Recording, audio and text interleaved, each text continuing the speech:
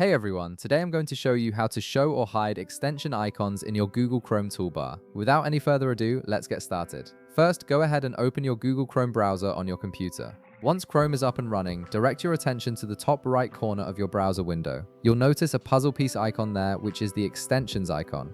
This icon serves as a central hub where you can manage all your installed extensions and control which ones appear directly on your toolbar. Click on the puzzle piece icon to open the extensions menu. When you do this, a drop-down panel will appear displaying all the extensions you currently have installed in Chrome. This is where you can see everything at a glance and decide which extensions you want quick access to and which ones you'd prefer to keep tucked away. Now, if you want to show an extension icon permanently on your toolbar for easy access, look for the pin icon next to the extension's name. This pin icon controls the visibility of each extension. Go ahead and click the pin icon next to any extension you want to display. Once you click it, the pin will turn blue or appear filled, and the extensions icon will immediately appear on your toolbar next to the address bar. This makes it super convenient to access that extension whenever you need it without having to open the extensions menu each time.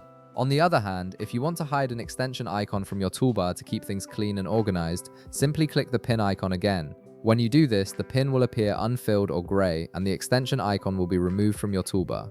The extension will still be active and working in the background, but it won't clutter your toolbar anymore. You can always access it again through the extensions menu whenever you need it. And that's all there is to it. You've successfully learned how to control which extension icons appear on your Chrome toolbar, giving you a cleaner, more organized browsing experience. If this video helped you out, be sure to leave a like, subscribe, and I'll see you in the next one.